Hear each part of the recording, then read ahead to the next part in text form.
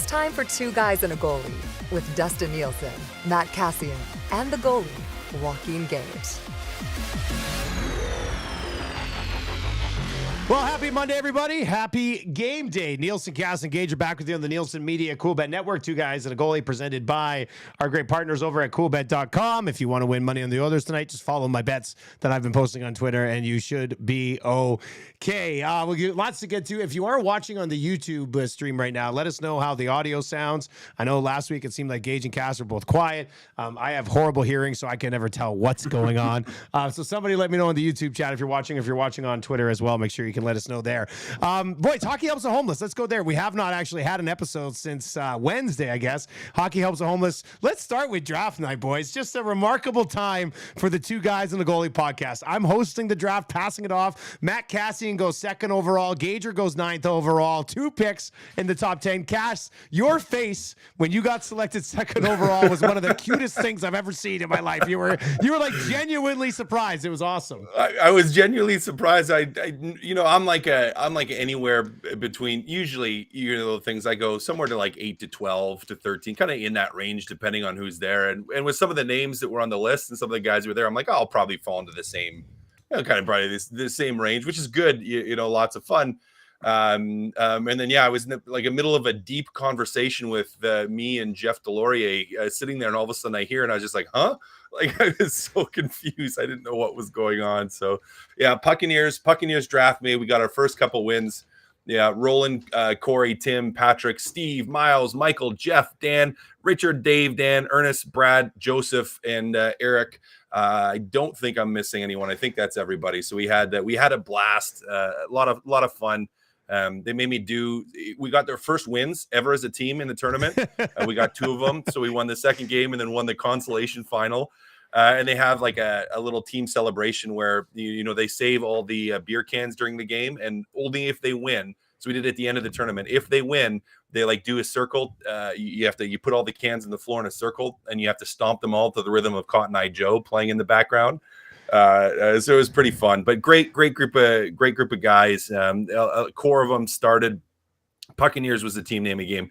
Again, they started back when they all, or a whole bunch of them, anyways, because there's been new players and players have left.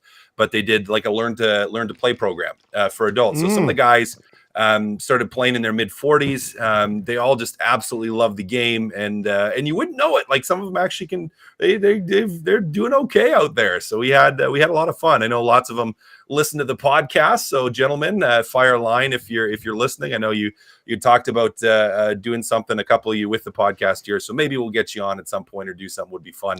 But in general, just a fun time. Cass, I was sent the video of you doing the Cotton Eye Joe, stomping the cans, and I have to say, buddy, I don't know if that was your first time doing it, but thumbs up, man. You did that very well. Dude. Yeah. Coordination. Yeah. Just to be clear, well.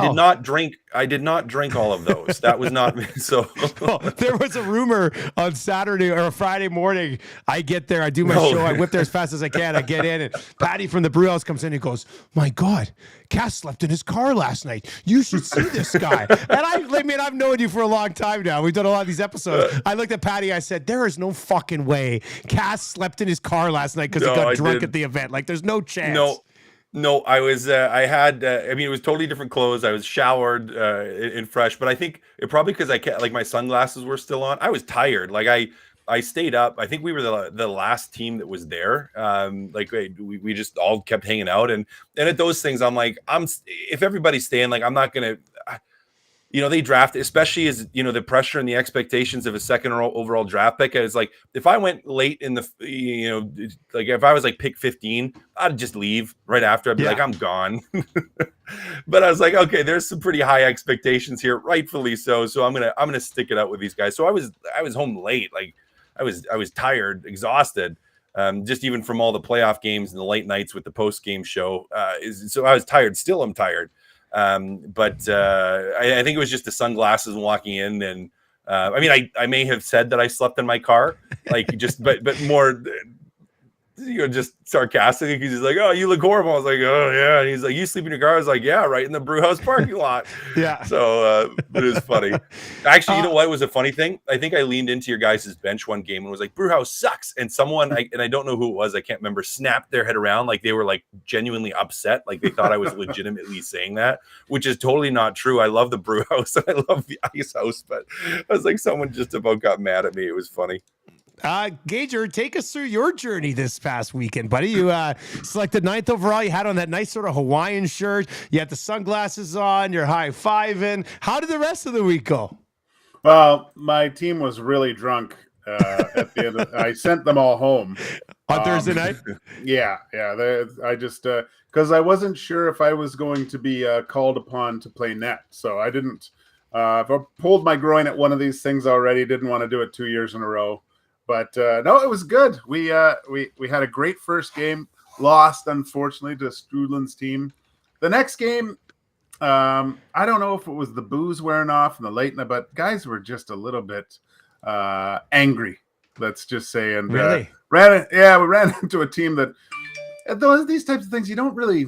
Yeah, you try, but you don't try to embarrass other people or try to exert your physicality on another team or anything like that. And it just got a little chippy, and it actually went to a shootout at the end. And and usually you get let everyone else go, but we got a chance to win it. And just because I felt that the other team was trying a little bit too much, we sent Chris Kalanos out for our last shooter. And he went, he went and buried it. So it was, but it was a lot of fun. It was a great team. Actually, funny, Cass, you mentioned the Buccaneers. Jeff Nelson on your team is a good friend of mine. He back in the day, he pirated my Wii and gave me like 500 games, which was unbelievable. So if you ever need extra, like he can do that kind of stuff, which is really great. All in all, really good weekend. A lot of money raised. Great time. We went 2-0. It was fun. I slept in my car twice between games, which was really good. I was just so tired from Thursday. I was just like, but all in all, plus Kelly Buckberger, boys. Like, Cass, I know we passed on you with the first overall pick, but man, Bucky is just one of the all-time good dudes. You know what? Bucky's one of the ones where it's like he's crafted his stories very well. Like, I mean, if you had him every year, like you'd hear the same stuff. Yeah. Just like any of us, like we're all going to tell the same stories over and over again. But some of them are just so good. Stuff it's like I don't have stories like that. A, I didn't play as long or have as many playoff runs as he did, and all that. But B, you couldn't get away with all the things that they got away with back in the days. So you don't have the same stories, and it would be impossible. It's like no one's going to have those stories anymore, which is pretty good. But he's awesome, just a ton of fun. Yeah, Bucky's great.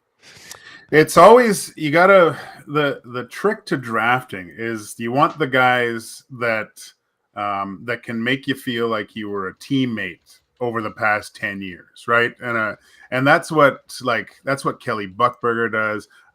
Mike Krushelnyski is great with that too. He brings his Stanley Cup rings and goes out with these guys and has guys wearing his Stanley Cup rings, for crying out loud. Marty McSorley, if he ever play, he's great because just the wealth of stories. Wayne McBean, if you really want to get some really good stories that are for a Triple X podcast, get him on your team. There's some good ones about him knocking out Scott Baio at the Playboy Mansion. That's an unreal story. I've heard that story before. Yeah. That is one that I've heard before. Yeah, there's a few Playboy Mansion stories that pop up at these charity tournaments. So yeah, no, it's a good look. It's a great time. Hundreds of thousands of dollars raised with Hockey Helps the Homeless, and over $1 million the weekend before. But I will say I'm glad there's not a charity hockey tournament this weekend because I don't ever block shots. In fact, I attempt to not block shots, but in our first game I was out there late and I'm on the wing and I went out to the blue line and this guy shoots it and I'm like, I turned my foot left and I was just like, I'm just gonna block this. Why? Buddy. So I got through the game. It's good. Played the next game. Yeah, Saturday morning I woke up. I couldn't like put any weight on my left heel. It was just killing me. So it's come back around now. But I'm a shot blocker in charity tournaments, guys. We had one guy go down and try to block a shot in one of our games. I was like, "What are you doing, man?" Like, No, I just get out of the way. Yeah. I get out of the way. The second someone, and I know there's no slap shots, but the second someone has the puck at the point and they look like they may shoot, I put my hand in front of my face and I just get out of the way. That's the exact reason I put out a cage a few years back. The first time I went out to the blue line and went like this, I was just like, "Oh yeah, time for a cage," because you can't get this beautiful face ruined by a puck or a stick, boys. So, all right, let's get into this. Oilers, Golden Knights, Cass. How much carries over from game 2? Like, what are you expecting coming out of game 2 into game 3? I expect Vegas to be better. Like as much as Edmonton played a great game, and I think they played an amazing game. Like they executed exactly how they wanted to execute their game plan to a T. You're going to see pushback from Vegas, so it's going to be a tighter game. I wouldn't be surprised. Is there going to be carryover? Potentially, potentially. I think if you're Edmonton and you have a good first 10 minutes and you can get to an early lead, 1 goal, 2 goals again early on, I think that momentum can really build. But to me, it's like that momentum ball, if you're juggling, is up in the air right now. Like it's up in the air, and for Edmonton, you have to catch it. And the trouble with catching it is you're going to have, the little kid that's coming up trying to mess you up. Well, you're juggling the chainsaws trying to hit your arm, right? And that's the Vegas Golden Knights in this. So, you have potential to carry that momentum forward, but I don't think it's just an automatic. I mean, Vegas is a good team. They didn't like their game. And in that dressing room, and you see it in the post-game interviews and in the interviews since, where they're like, yeah, we didn't feel we had a great game. We didn't bring our best game. We didn't do what we wanted to do. We let Edmonton execute. So you're going to see I think a pretty significant push here from the Vegas Golden Knights.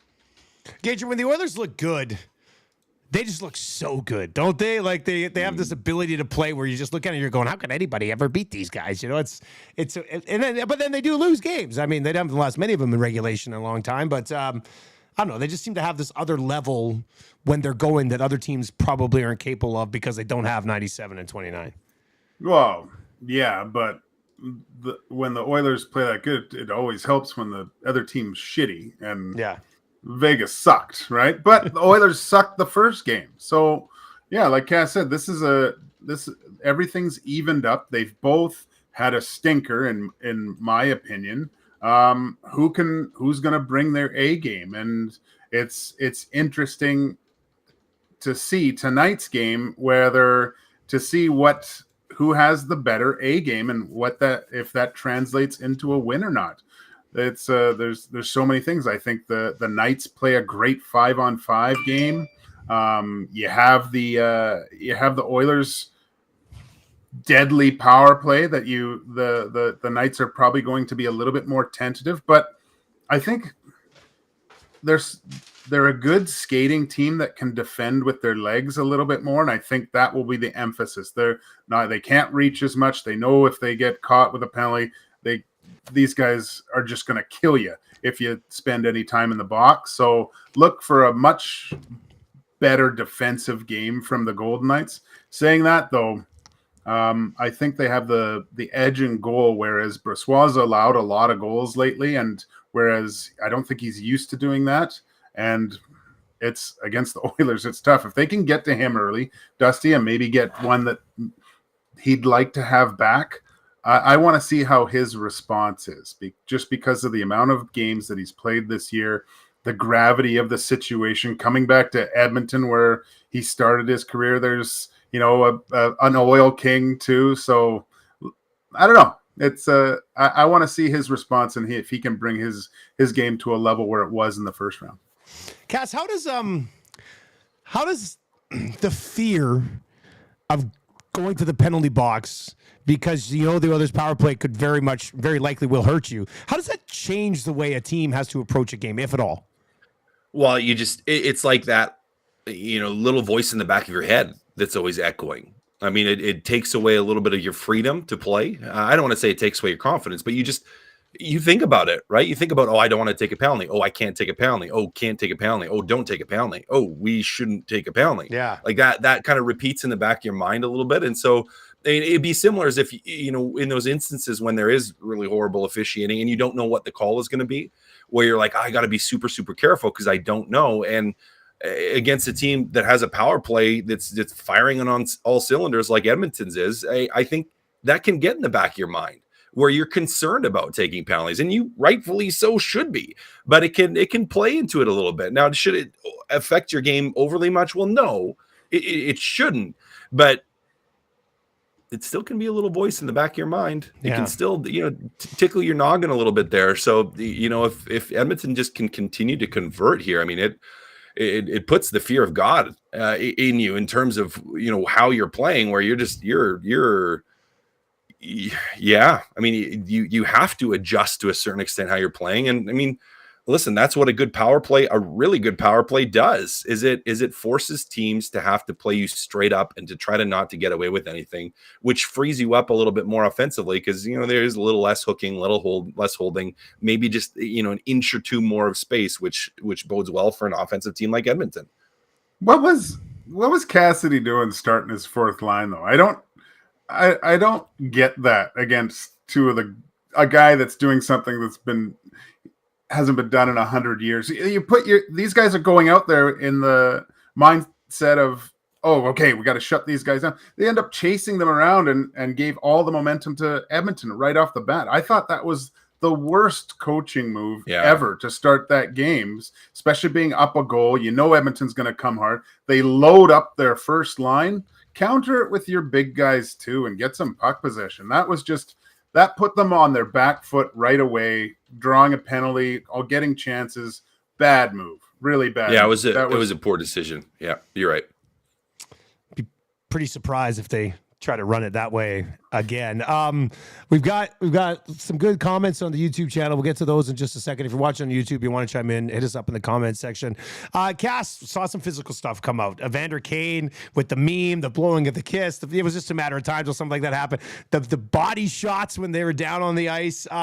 Your thoughts on how like that's fun to watch for a game. I don't know if it significantly impacts the series at all moving forward, but your thoughts on both teams playing with a bit of an edge there when that game got out of hand? Well, I love Edmonton's pushback, and I loved Evander Kane's comment. I love the meme. I mean, I love the body shots. I mean, it's fantastic. And here's the smart thing with the body shots. If you got a guy down like that and you're hitting him in the face repeatedly, you're getting suspended. That's a good point. You're getting suspended. And so it's like, but if you're throwing those body shots, they may fine you, but they're probably not going to suspend you. Like they probably would have a pretty tough case to make for that. What I loved about Evander Kane, and even with the comments and the way he approached it and the blowing the kiss and everything around it, is that he could be in their heads a little bit now, where because he's been banged up at times, the playoffs, he's been quiet. No, not totally quiet, but he hasn't been, I wouldn't say he hasn't been a difference maker in the series, but now you have a moment where it's just like all of a sudden he's rent free in their heads a little bit now with that. And not just with the gonna run you over, but you know, if he's someone that just drives them nuts and is frustrating to play against, and all of a sudden they're thinking about him. I mean, it's a great job by him. I don't think it necessarily spills over the physicality. And I don't think so for the reason that we just talked about, in that Edmonton's power play is so good, Vegas can't afford for it to happen. Right. Now, if Edmonton gets up a whole bunch of goals, or Vegas gets up a whole bunch, well, not necessarily if Vegas gets up a whole bunch of goals, because Edmonton, you know, is such a team that can put up. Yeah, you don't want to mess with that. If you're up, you just shut her down. You don't want to mess with that. Like, yeah. Right. So if Edmonton's up a whole bunch, well, maybe we see that happen again. But as we saw, Edmonton's just, you know, Woodcroft's going to throw at his guys and they can take care of it. Like Edmonton wasn't intimidated by that. I don't think Vegas was intimidated by it, but I think there may be some residual hate towards Evander Kane for you know, his behavior, which again I think bodes well for the Oilers and for Evander Kane. Big Dog on the YouTube chat says, guys, can we do a whole segment on Costin? That shift he had last game where he blocked 2 shots straight, beast mode. Gager, you were texting about that immediately to the group chat. Yeah, I texted you guys right away after that and just saying, oh my God, did you see? Like, I rewound it, watched the bench afterwards, and the Oilers were up.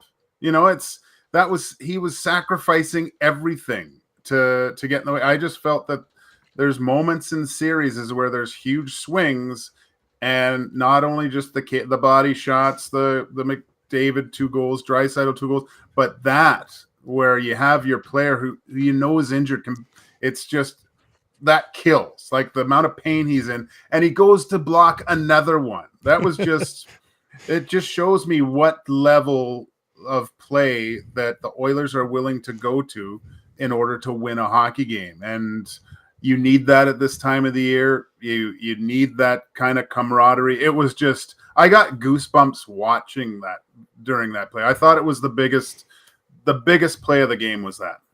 It was awesome. It was awesome. I mean, Gager, you know what it's like as a player on the bench, and even in a situation when it doesn't, it's not necessarily a game-breaking moment with the lead, but it speaks to the commitment and the willingness of the players to just be all in. It's fantastic. It was fantastic. It's fantastic. I loved it too. Yeah, it's the other team looks at it too, right? When you look back at the series, you had the Jack Campbell stuff last time, Hyman, the overtime winner. You will remember that Costin shift in Game 2 against the Golden Knights. I mean, that's just another one of those things. I guarantee Coach Woodcroft has that playing like in a meeting, right? Like, and showing guys again. Like it's just you pick little bits out of things, and that puts the fear of God, and the other team goes, "Oh God, like they're willing to do this. What are we gonna do?" Right? Cass, it was the best power play in league history.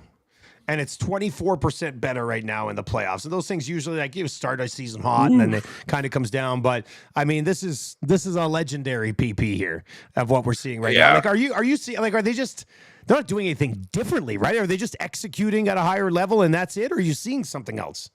Two things. I mean, I think they're just executing. Number one. Number two is Evan Bouchard. Maybe three things. Evan Bouchard is I think, more than taking the reins from Barry, because I think he has shown more of a willingness to shoot.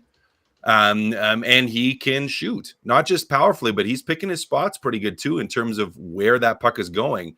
And he's really good at pulling the puck and walking and adding a little bit of movement to what he's doing to open up the ice a little bit more. But listen, you can't stop the Oilers' power play. Will it keep at this pace? I don't know if it'll keep at this pace the rest of the playoffs, but listen, and you saw it. The second that you try, most teams generally give up Leon Draisaitl. That's why he had so many goals from there, because from a percentages, you go, okay, typically there's more sticks to go through to get the puck to Draisaitl, like on that through seam pass. So they're like, okay, we'll give this one up because it's a lower percentage pass on the way through. But then, he gets a goal and you see Vegas immediately like go into this collapse mode where they really try to close, basically try to get four guys in that passing lane. And all of a sudden Bouchard has an extra 3 feet of space up top. Now, when you do that and you adjust, you say, okay, well, we're going to give up Bouchard instead. Well, Ryan Nugent-Hopkins does that little back pass to Bouchard, and now he's teeing it up and blasting it. But the difference between him and Barry right now is he's more willing to shoot from there. And it took him a little bit to get to that after he took over Barry's spot in the power play at the trade deadline. But he's fully confident in it. And I mean, he's putting the puck in.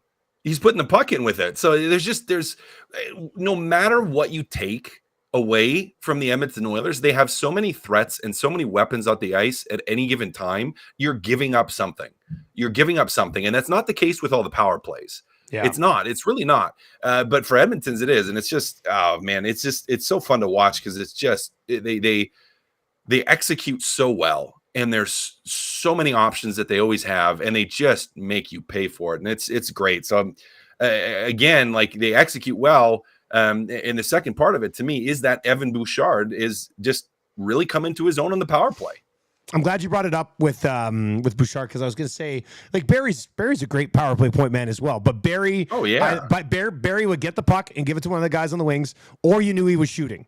Bouchard's got this sneakiness to him where he'll move a little bit and then he'll shoot. Like Barry didn't seem as creative back on the blue line as Bouchard appears to be right now, which is just another excellent element to his game and the power play overall. I think there's definitely subtle differences between the two. Barry was masterful at always being in a good outlet position and keeping pucks in at the blue line. It was ridiculous Yeah. how good he was, and one of the reasons why there was a few percentage points there. But yeah, like you said, Bouchard, when he has confidence that he can beat goalies, I mean, his shot. And I'd like to get both Barry and Bouchard together and see both their shots, because they both had killer shots. But it just seems like Bouchard's shot just a little bit more, a little bit heavier. It's just heavier. That's what I was gonna say. It seems heavier. I don't even know if it's just heavier, guys. I think he just positions it well. Like he just puts it. Like you look at that goal the other day. Like he wasn't shooting for a tip. No, he was putting it in the back of the net. He was shooting for a spot. Yeah, and I think that to me is maybe a little bit of the difference, where sometimes, like Barry said, had a great shot and had a bomb too. Like he could shoot it hard, but sometimes it was like he just shoots it hard for the sake of shooting it hard, like, and puts it towards the net where Bouchard can put it in. And the second thing from a shooting standpoint is Bouchard has a cannon when he unloads, but he also has a really good release when he's not like winding up for it. Yeah. Right. Like when it's a snapshot, when it's on his stick and he's holding it, again, not winding up, he still releases it incredibly well, which adds to that, great point on the dual threat there, where he's like, a little bit more creative offensively, because if he's got it, it's like, well, he might be shooting, he might be passing, where it did kind of at times seem like it was either or. And again, not in a bad way for Tyson Barrie, but I think, Bouchard, as you said, just maybe a little bit more creative. Wasn't he on a 3-on-1 with like Connor and Leon or something, and he came down and just ripped it past Corpus? Was it, or maybe it was regular season? That might have been in the regular season. I know what you're talking about, though. Yeah, he stepped in and missed it at home. Yeah, had both guys open, and there was no doubt he was coming in and blowing that thing past whoever it was. So, it's what a difference in confidence. Like, if you would have watched Bouchard at the beginning of the year and look at him now, just a guy that needed more responsibility. Good to see him. Needed Ekholm. He needed Ekholm too. Yeah, big time. Needed responsibility on the power play. Responsibility on the power play from everything. Yeah. That trade was so big for that kid, right? Because now he's the guy on the power play. His confidence has just got more and more, and then Ekholm's completely smoothed his game out at 5-on-5. Just brilliant addition to help Bouchard to take that next step. All right, we can't. Yomsky 11 on the YouTube chat says it was against Boston, Gager. Okay. So there you go. People always know. Yeah, shout out to everybody watching the YouTube chat. I haven't brought up the YouTube stream while we're doing it in a long time, but it's a nice little conversation over there right now. All right, look, we can't wrap this episode without talking about the Toronto Maple Leafs hilariously falling behind 3-0. Hey, if you still want to bet the Leafs, plus 700 to win the series over at Coolbet, our partners here. With that being said, probably a waste of money, so I wouldn't do it. Cass, I mean, nothing from Marner, Matthews, Tavares, Nylander. Not a single goal from any of those guys who you're paying $30 million to score goals for you. And the Florida Panthers grind. I mean, they're on a run right now. 6 straight for the Florida Panthers. Everything's going right. But the Toronto Maple Leafs last night, or even in the series, but especially last night with how big that game was, Matthews and Marner have to contribute something. Yeah. 1B. So what do you do? No, 1A. I don't know what you do. Here's the thing for me still, from an emotional standpoint, Toronto thought they won the Stanley Cup. And not the fans. I mean, I have, like, with going so long without a playoff, like a series win, the fans' reaction to that round 1 win absolutely warranted, 100% for their excitement and the joyfulness and the exuberance. Totally get it. Totally on board with that. But like from everyone on that team, from management that we saw in the booth to the coaching staff to the players, I mean, there was no like, hey, our job's not done yet. It was like, mission accomplished. We beat Tampa. We're out of the first round. Yeah. And then they just like took a big sigh of relief in that, like, now we beat Tampa. We're just going to beat everybody. Right? Like, where it was like, we beat Tampa. We're going to win this whole thing. And it's just going to happen easily, where it's just like, and for some of those guys, and maybe that's a lack of playoff experience and winning in big games for them, where it's like the pressure of the moment. And it's like, oh, no, wait, other teams, we anticipated we're going to play Boston. Oh, we're going to beat Florida.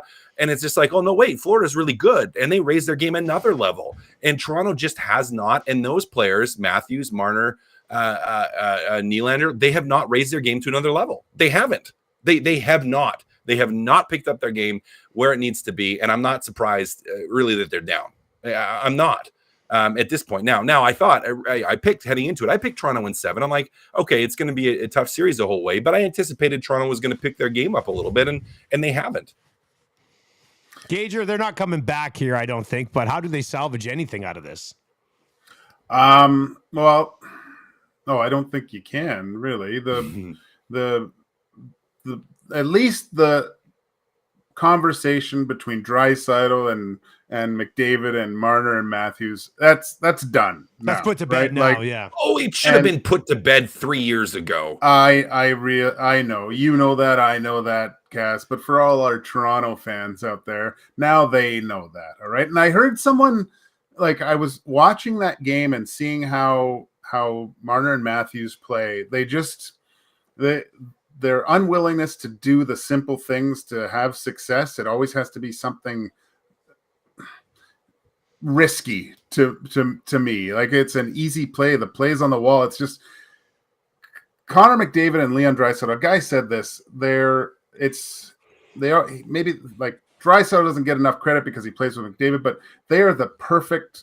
There's a symbiotic relationship between the two that make them both better. I don't think they're as good if either one of them is apart. And it's different from the Leafs where they have a good duo, but a duo that's not, they're not playing well enough to get to the next round, but they just don't have the same type of thing that Draisaitl and McDavid have. And I can't wait to see the changes, because that team, you're not going to win with trying to flip the puck over a guy's stick at the blue line with everyone like 5 feet inside the blue line trying to get the puck out. It's just it's got to be maddening for fans to see this. And I didn't like the attitude of everyone. The GM yelling at fans, the coach, the celebration after winning the round, it looked like they won the Stanley Cup. Yeah. Like, I think there should be congratulations, but oh my gosh, absolutely. But man, it wasn't just like a yes, we won the series. It was like we won the cup. Like the quality of those celebrations. It wasn't just like, okay, on to the next one. Like, let's refocus. It was like, I don't know. That's an inexperienced playoff team. That's the problem, right? You don't learn anything from winning. You learn more from losing, and they're learning a lot right now from the Florida Panthers. We'll get into the changes once they get eliminated here, and that'll be a whole nother conversation. All right, that's going to do it for today's episode of Two Guys a Goalie. We'll be back on Thursday, which would be great timing because we'll be breaking down Game 4 in this series, so there should be lots to discuss there. Official prediction for tonight, guys. What do you think? Oilers win 5-3 with an empty netter. Okay. It's 4-3 overtime. I just don't know which team wins, Dustin. Okay. All right. No, these are all decent predictions because if you want, hop on coolbet.com, check out the exclusives. I've got an Oilers exclusive. Oilers win over 1.5 power play goals combined between the two teams. McDavid 2 points, Draisaitl a goal, and a Nuge point tonight. So you can go get that. It's at plus 400. I've hit 3 of the last 4 games. So let's keep that rolling with our sponsors at Coolbet. Boys, enjoy the game tonight. Where can Cash, you're going to be pre and post? Obviously with Tommy. Pre and post. Yep. On location tonight at the Canadian Ice House downtown. All right. And Gager, you'll be with me tomorrow morning on the radio, 9:00 with the Red Light District. Which will be we got some once again. We got some stuff to talk about. We got a few things to discuss. That's for sure. Talk to you then, boys. All right. Later.